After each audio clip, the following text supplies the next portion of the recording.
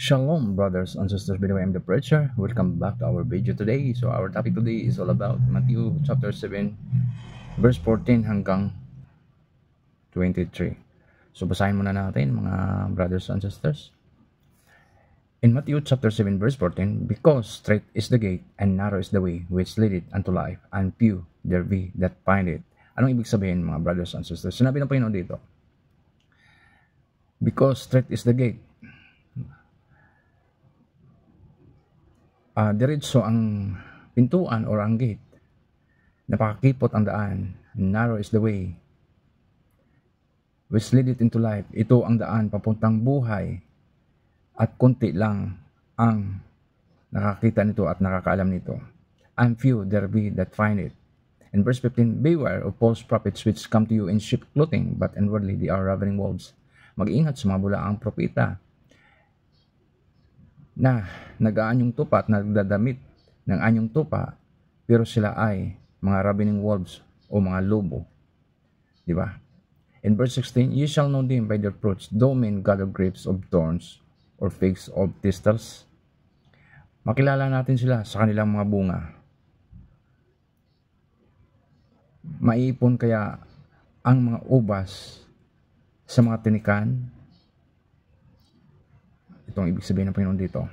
In verse 17, even so every good tree bring it forth good fruit, but incorrupt tree bring it forth evil fruit.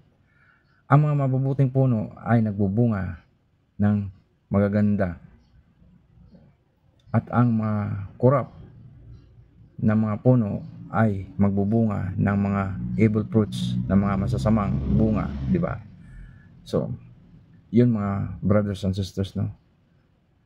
Ang mga parables nito ay kailangan nating intindihin at unawain. A good tree cannot bring forth evil fruit, neither can corrupt tree bringing forth good fruit.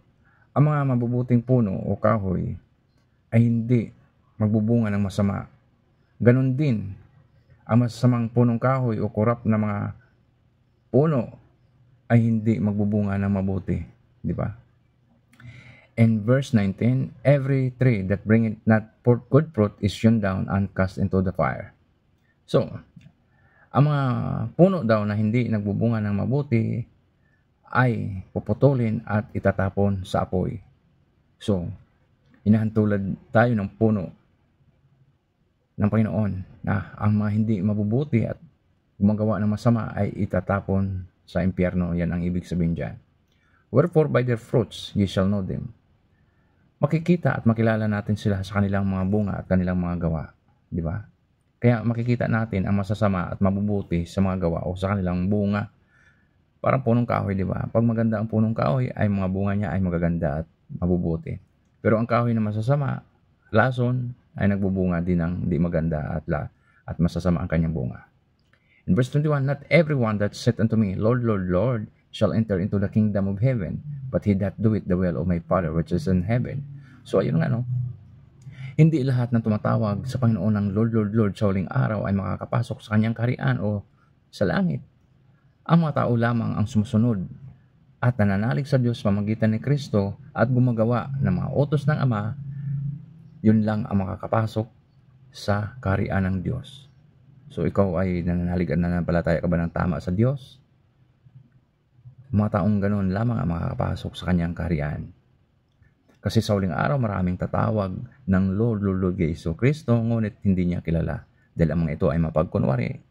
Ginagamit lang ang kanyang pangalan, sinasabi lang na propeta lang siya, at kung ano-ano pa na hindi sa Diyos.